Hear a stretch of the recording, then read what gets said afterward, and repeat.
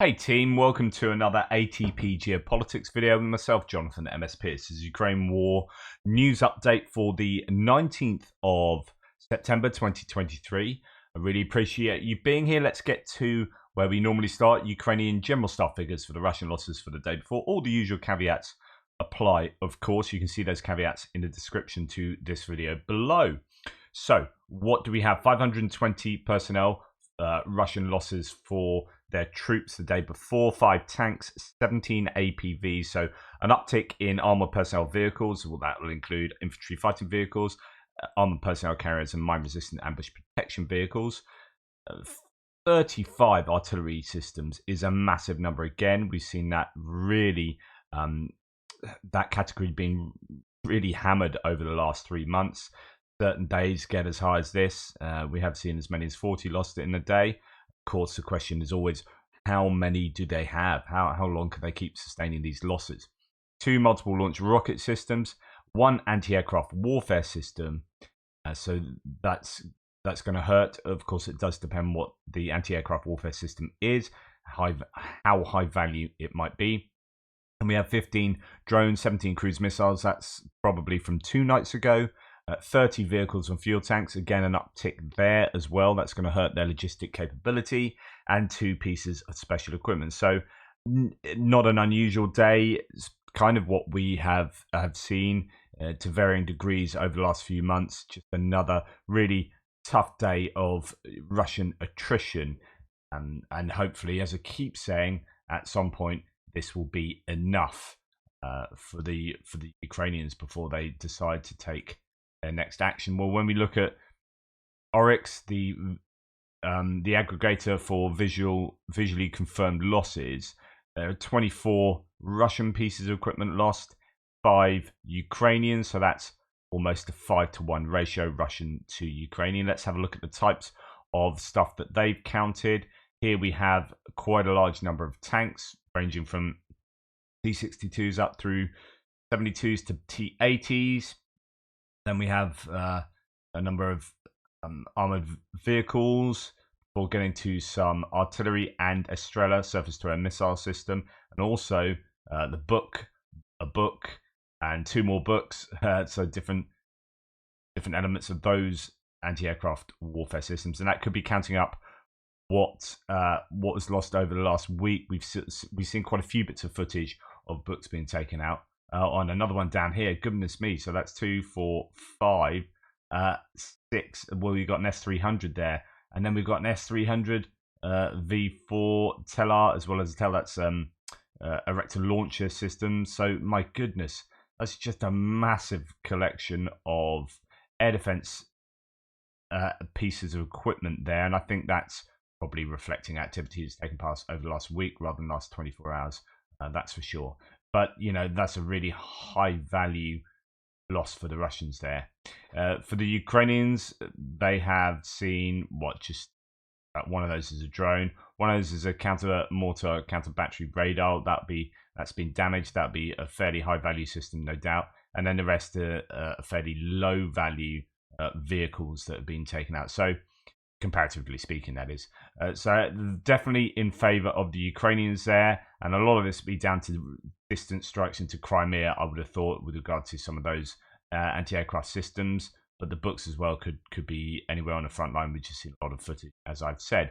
Right, talking about losses in general, cannon fodder roundabout. Russia's destroying Ukraine's cities, but the number of dead Russian soldiers could populate several Russian cities. Documents show that the Russian Ministry of Labour requested 230,000 certificates for family members of deceased combat veterans. So when you look at the 273,460 liquidated personnel, as according to the General Staff for Ukraine, perhaps those figures aren't so far off. And this is just another piece of evidence to throw into the jigsaw puzzle. Let's have a little look at it. I was trying to work out what you can derive from this. Journalists who examined documents on the state procurement portal discovered that Russia's Labour Ministry has ordered 230,000 certificates for family members of deceased war veterans, participants in the Great Patriotic War, and combat veterans, as well as 757,305 combat veteran certificates. The procurement tender foresees that 200,000 certificates for family members of deceased soldiers will be distributed to Russia's defense ministry and 30,000 to the Ministry of Social Protection. Moreover, the defense ministry plans to distribute 600,000 printed combatant certificates, 86,805 to the Ministry of Social Protection, 60,000 to the Ministry of Social Affairs, 10,000 to the National Guard, 500,000 to the Ministry of Construction, Housing and Utilities. Goodness me. So this is several times more than before. In May, the Labour Ministry ordered almost 100,000 certificates of combat veterans to be printed and over 23,000 for family members of the deceased, so on and so forth. So whether each of these certificates, there's one per person, or whether they give out multiple to family members, I don't know. There's a lot of questions I would have to this, but I guess the idea is that they're giving a lot more than they were giving out, and that suggests that the death numbers for the Russians is somewhat larger than certainly they are leading us to believe. Right, just in terms of losses, there's quite a bit of footage coming out from the Novohayarivka area in the northeastern axis from Kupiansk down to Svatova. This is just sort of slightly west-southwest of Svatova. A Russian T-90 so it's a most recent tank, 3 T-72B3 and a BMP-3 infantry fighting vehicle were destroyed by the Ukrainian army during a recent Russian offensive near Novohayarivka, and some of these haven't been seen before. I think there's more than just this nearby, but some of this has been seen before, some of it hasn't. Additionally, 2 Russian BMP-2s were destroyed near these 2 previously destroyed tanks. So on and so forth. So, there are certain hot points where the Russians will lose just a large number of vehicles, and then you wonder, how did they get to? I mean, 5 tanks isn't that many considering what we have seen, but how do you get to a point where on one day they're announcing like 15 tanks are lost? It was like, well, a whole bunch of those are lost just in one engagement. Anyway, this is significant. This is just coming out now. I don't know whether this is true or not. Obviously, so many of the claims that I make, that different sources make. Ukrainian military intelligence says they've sunk the Russian Navy ship Sergei Kotov. This is a ship that they have been trying to sink on many occasions. They have sent a whole host of drones against the Sergei Kotov. According to the representative of Ukrainian military intelligence, Andrei Yusov, I mean, this would be really significant. I mean, some say damaged, not sunk. So this is Jay in Kiev again saying, well, I don't know. Patrol ships Vasily Baikov and Sergei Kotov were attacked. On the second ship, the propeller is damaged. There was a hole on the port side 50 by 100 centimeters above the waterline. Both these damages are quite serious. This means that for a long period, the ship Sergei Kotov will be under repair and will not take part in the aggressive actions of the aggressor state against Ukraine. So, who knows exactly what's going on? But this particular ship has been targeted, as I say, a number of times. I would say there's a very high likelihood you're not going to be seeing it for some time, whether it's actually been sunk or whether it's been seriously damaged. I guess we'll find out eventually. Russian troops hit a trolley, but I wanted to remind you that when you hear about these big strikes here and there and high value bits of equipment being taken out, there is always still the general strikes taking place with regard to artillery, particularly into civilian settlements along the Dnipro River. Kherson gets hit still, right? Russian troops hit a trolley bus in Kherson. A senior police sergeant who was nearby was killed. 2 more civilians, 33 and 57, were seriously injured. Just quite often see footage of people at a bus stop, dead bodies at a bus stop in Kherson or whatever. The Russians are indiscriminate in their targeting of civilian infrastructure around that region particularly. Okay, Russia on fire. So yesterday, an apartment block under construction in Moscow, Fiztech City, is on fire. 8 people working there safely escaped as construction materials caught fire. Smoking on the job again. Just happen rather a lot, doesn't it? Okay, on to distance strikes. In total, 30 drones were fired last night by Russia. 27 were shot down, so it's a pretty good interception rate, but 3 got through. There were a number of fires in different places around Ukraine last night, and I don't know how many of those were from successful drone attacks hitting their targets without being taken out. There's only 3 of them, according to the Ukrainians, and how many were resultant from drones being shot down but exploding as they fall to the ground, so on and so forth. That means that the only hits from drones were in Lviv, though there were plenty of explosions elsewhere, and that's what Tim White is kind of referring to there. Governor of Kryvyi Rih says a fire has now been put out after a multi-story building was hit by Russia. The blast wave damaged the facades of 3 other apartment blocks and windows and doors in many other buildings, and including a school and a kindergarten. Damaged but no injuries. So yeah, quite a bit of damage overnight. And here we can see State Emergency Service showed the consequences of the enemy strike on an industrial warehouse in Lviv, and there's quite a bit of footage coming out about that. Quite some damage has been done there. Sloviansk was hit by 4 S-300 missiles at night. The Ministry of Internal Affairs reported these are surface-to-air missiles used in a secondary mode, in a ground attack mode, but unfortunately they are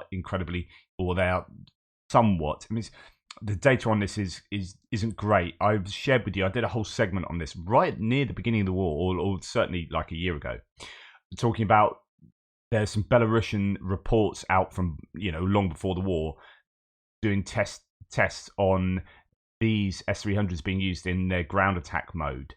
But there's a lack of data really on how effective they are or how accurate they are with regard to their circle error probable, but it's deemed that they are really inaccurate when used in their ground attack mode. And so when you hear about them being used and you go to look at these places, it's invariably like landing either in fields or in residential buildings, and you're thinking that these are the wrong missiles to use to do what you're trying to do. So therefore, you either are trying to hit you're trying to hit military targets, but you're kind of using the wrong missile to do that, and so you end up hitting civilian targets and you don't really care. Or you're just firing them into Sloviansk and trying to hit civilian targets, or not caring what you hit. In all of the options for Russia using S-300s in places like this, an educational institution, a dormitory, and a private house were damaged. Tornadoes covered the city of Bohatyr. Shells hit a private house in an outbuilding, wounding a person, so on and so forth.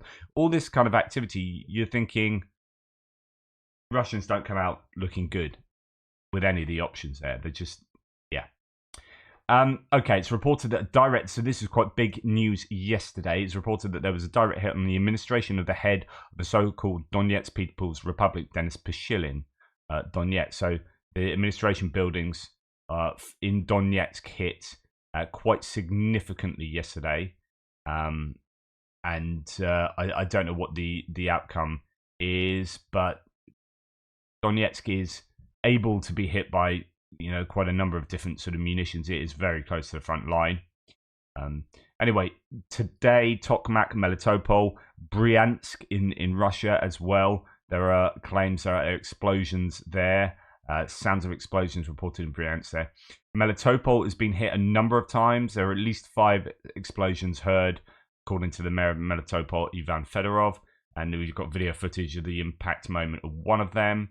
And also, smoke was noticed in the area of the Crimean Bridge. Now, the Russians have claimed that, and of course, we do see this sometimes where they let off smoke, but that kind of smoke would suggest smoke being let off by the Russians themselves. It hangs low rather than goes high like that.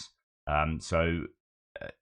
Anyway, there's smoke in different places in the Crimean Bridge. Now, I haven't heard anything else about this, but the Russians, I did see a claim that they had shot down supposedly 4 Storm Shadows that they claimed were on the way to the Crimean Bridge. I think the implication was that it's quite far from the Crimean Bridge, but that's where they were aiming for. Now, to shoot down 4 Storm Shadows would be incredibly successful for the Russians. I don't think they've really had much success, if any, in shooting them down. We know that one has fallen and malfunctioned, and that was found in a field. But I don't know what the interception rate for Storm Shadows has been. But it'd be incredibly unlikely that they'd shoot down 4 in one fell swoop. So I don't know if there's any news to come from the Crimean Bridge. Okay, traces of fire near the Russian radar position at Olenivka. So this is the Tarkankut Cape on the western side of Crimea, where we have seen a couple of S-400 batteries targeted over the last few weeks. Now, the Sentinel satellite is showing some fire at another position just in the evening of that day, September the 17th. So that's now 2 days ago, or 2 nights ago. The Russian Ministry of Defense reported that a drone attack had been repelled. Let us recall that on August the 23rd, Ukrainian troops attacked the Russian S-400 air defense system near Olenivka in Crimea. The 48YA6K1 Podlyot radar from the S-400 Triumph air defense system was also destroyed. There was also a fire with explosions in the Olenivka area on September the 9th. So trying to work out exactly when this was from is going to be quite difficult, but there is satellite imagery to suggest that something probably of quite high value in Olenivka has been blown up recently. I was reporting yesterday that Cape Violet near Sevastopol was targeted. So this could have happened not last night, but the night before. Anyway, what the Russians are doing, they are still effectively using guided glide bombs, these FAB-500. As Sarin here says, Russia's airstrikes with glide bombs in Ukraine along the front line jeopardizes the success of the counteroffensive. Time to take out their air bases with American ATACMS and Russian Taurus missiles. Walking Dead there. FAB-500s being used effectively by the Russians. There's footage of them using him still at the Antonivsky Bridge to hit the datches where the Ukrainians are there as well. I mean, these do significant damage. This is something that the Ukrainians definitely need to combat effectively going forward. Right.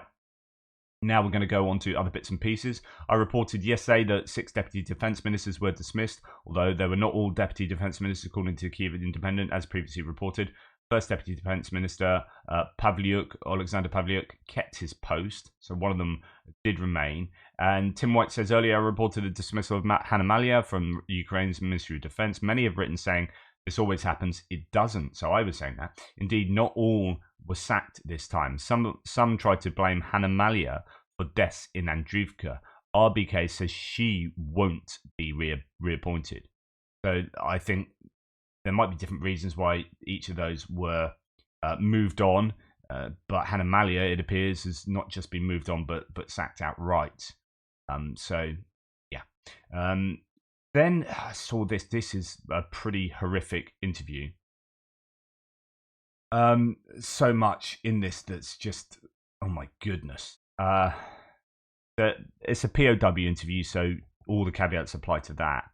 The Ministry of Murder of the Russian Federation is forming a new PMC Sever Z from prisoners, says P*11. This one was captured near Soledar, North Bakhmut. This character underwent tactical medicine on alive deserters. I think he was like a combat medic, to whom the Wagner instructor, as punishment, cut off the limbs and then taught them to provide first aid. So basically, they took Wagner deserters, Russian deserters. I don't know if they're definitely Wagner. And to give training to the medics, they basically cut up these soldiers of their own, their own soldiers, deserters, and then they could practice first aid on them. So cut off the limbs and then taught them to provide first aid. After that, they were chopped to pieces and blown up with explosives. I mean, the stuff he was saying in this interview is absolutely terrible. According to this Moscow boy in his area, every day minus 10 Moscow boys. I watched almost all of that and looked at it. Like, so that is just a mere fragment of a mere fraction of the horrific stuff that's kind of mentioned in this. It's an absolute shocker. Right, the Russians just don't get this. Well, I do, but you're just making yourself look evil. Okay, so what am I talking about? There's quite a slick, in a sense, I suppose visually it's fairly tight, advert for the Russian army. And as this person says, bonkers Russian army recruitment commercial in which soldiers under fire in a trench discuss Ukrainian real estate investments. One wants to buy an apartment in Kiev's Tony Perchek neighborhood once it's conquered. The other says he prefers Odessa because of the sea. Right? Just imagine if before Desert Storm or during Desert Storm, an advert like this came out where you had US troops discussing which what property they're going to get their hands on after they've conquered Baghdad. Just you would never do that. It would just why? You're just making yourself look like complete bastards. I just don't get the Russian mentality here. Anyway, Jay and Kiev's Jay and Kiev's now given a subtitled version of this. So check it out. You see what you think. Let me know if I'm overreacting. I don't think I am.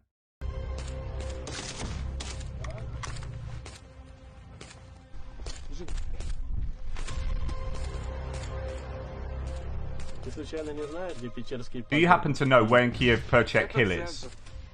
It's in the center. My aunt lives there. I'm going to turn the sound off because I know some of you listen to this. So these are two guys running around in trenches shooting at the enemy that you can't see. And then they're sort of in between shooting, they're talking to each other. So first guy says, do you happen to know where in Kiev Perchek Hills is?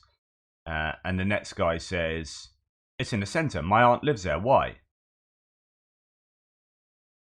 First guy says, I have a dream to buy an apartment in Kiev. Meanwhile, there's mortar explosions going off, more people running around shooting.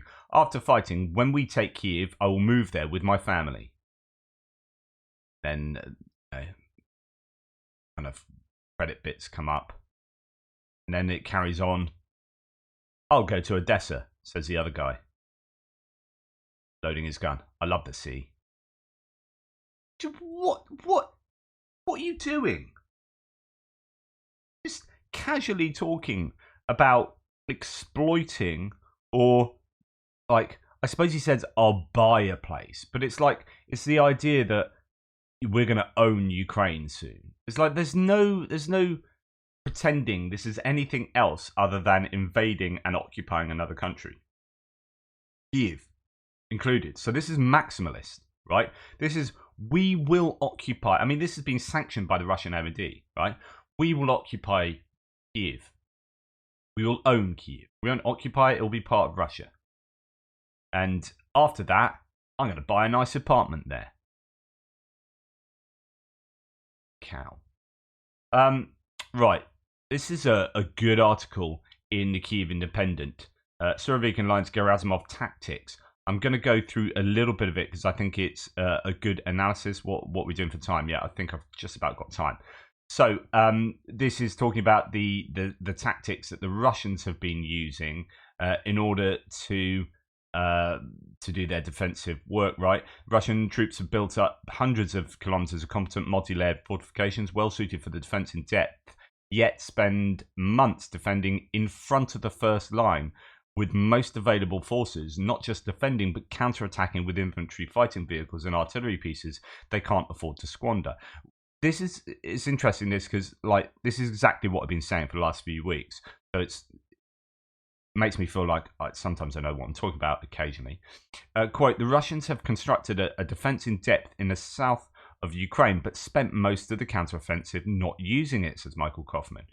Roughly, defense in depth is when a force prepares multiple positions across a territory and uses them to fight and fall back as needed, trading kilometers for enemy attrition.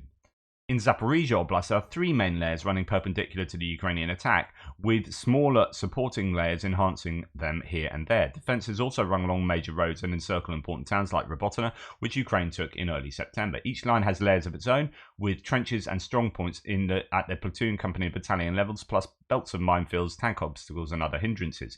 Everyone correctly predicted that Ukraine would send its main attacks at Melitopol and Berdyansk in an attempt to cut occupied Crimea from Russia and occupied parts of eastern Ukraine. Russian Army General Surovikin ordered the lines to be built when he was in charge of the war effort, and they still bear his name. However, the general fell from grace after the warlord Prigozhin's short and unsuccessful rebellion. The command was handed back to the Russian Army General Valery Gerasimov, head of Russia's forces fighting against Ukraine. Under his watch, the Russian troops did not appear to use Surovikin's defense in depth as originally intended. The Russians bunched up and held their ground, even trying to counterattack and recapture lost territory. Most attempts failed. according to Kivliuk, who's an analyst here. Often fighting in front of their lines and not in them, Russians used their infantry armor and fires to maximize damage to Ukrainian soldiers by trading their own men and materiel instead of kilometers. Exactly what I've been saying. Why are you counterattacking? Yeah, it might take much longer for the Ukrainians to initially take a position, but once they do take that position, have a breakthrough, you've exhausted your materiel and resources, and there's no one left to man the trenches behind where you have just had a breakthrough, so or received a breakthrough. So it's just I don't think this is the most efficient and sensible way to defend. As a result, the first line was very hard to break, especially with no air support or experience in multi-brigade platoon operations.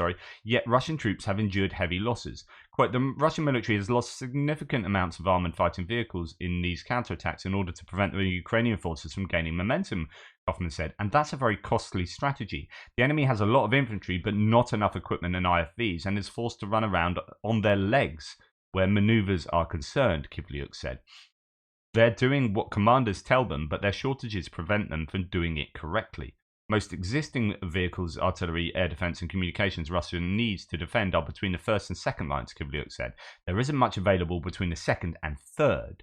The Ukrainian commanders also expect a drop in mine density as they advance, giving them more room to maneuver. So just trying to find what other sections to share with you. Yeah, it talks about the forces along the front line, saying pulling in these VDV, particularly, your airborne elite troops and other units from certain areas of the front line to help support, certain areas of the Zaporizhia front line, for example, leaves less force available on other fronts. However, Gerasimov's assault force of up to 100,000 troops near Kupiansk still appears strong. I would question that that's 100,000 assault force. I'd claim that is a fraction of that, and most of those soldiers won't be assaulting troops. Anyway, Putin claimed that 270,000 people voluntarily signed up to join Russia's military over the last 6 to 7 months, but equipping them all and getting them to the southern front in time to make a difference would be quite a feat. There are several reasonably strong hypotheses for Russia's tactical decisions. The most obvious is doctrinal disagreement. Surovikin wanted a classic positional defense, wearing down any advance over the course of several defensive lines, while Gerasimov prefers an active defense with regular counterattacks on the flanks, Kaufman said. In this version of events, Gerasimov may have been overconfident and overestimated what his force could achieve with active defense. Kivliuk said that the pre-2022 Gerasimov, a skilled hybrid warrior who dreaded a full-scale invasion because he knew his army's limits, a very different man than he is today. This ties to the simple fact that passing the war between two very different generals in response to domestic political scandals is bound to cause disruptions. Another reason could be that Russian military didn't have enough forces to man these lines, which is a drum that the Institute for the Study of War has been beating for a while. Besides lacking sufficient numbers, the Russians aren't used to organized fighting retreats at scale. The Russians may have been concerned that if they were forced to retreat through their own lines, redeploy and reposition reserves, it could lead to areas of collapse, a Kharkiv-like scenario. Kaufman said that this is a key point. I think that's a really good theory there. So they're not very well skilled at doing these operation withdrawals. We saw Surovikin did it very well in Kherson, but it's not particularly doctrinally part of what they do, or certainly what their experience has been. So there could be this idea that if they did do these repeated operational withdrawals, actually they would end up becoming routes, and they would lead to further large-scale breakthroughs. So therefore, what do they know what to do? Well, follow orders in just running at the enemy. So if you're attacking, if you have this active defense where you're consistently attacking, then they know what to do in that respect, and that could explain why they're choosing to do that. Staff of the 58th opened a textbook and followed instructions, he said. It calls for 3 lines, so they made 3 lines. It says 2/3 of the troops in the first line, 1/3 in the remainder, so they did that. Is one theory. They're just sort of following the orders or the doctrine in that respect. Lots more to say, but I think that's interesting and worthy of note. And finally, for this first video today, a rebellion is brewing in Russia, according to Danilov. Ukraine knows who leads it and how it happens. quote, "There will be no second campaign against Moscow, but the rebellion that is brewing will lead to the fragmentation of the Russian Federation. This is a matter of a short period of time. We'll see what time it will be, but the processes have been launched. And the fact that regarding Kadyrov, his illness, is one of the factors that will also influence these processes," he said. So, wow. Now, it could just be psyops, but when you've got people inside the Ukrainian political and war machine saying that, hey, all is not well within Russia and there will be, a rebellion is brewing, I think it's interesting. We're going to go on to talk a little bit. I don't know whether to do it in my extra. There's a great segment from the Ukrainian latest two episodes ago that talks about how in Russia the price of fuel is absolutely skyrocketing. So where it needn't, but where Russia are following along with OPEC pricing at really high price for their fuel, it's actually screwing them over. They're not selling enough of it. They're not getting enough income in, and actually the price of fuel is really high for people like farmers, and the farmers are getting a bit rebellious, I guess. There are talks online about how they might protest and block roads and whatnot with their tractors because they can't afford the fuel to do their farming with all their tractors and whatnot. You've got signs of discord within Russia that I think are significant and could portend to future political upheaval or not. Which is a funny place, right? Not funny, funny straight in many ways. So, and they do a pretty good job of using their internal security services to dampen down any enthusiasm for rebellion. Anyway, that's the first video for today. Please like, subscribe, and share. I'm going to get you a second video. So, speak soon.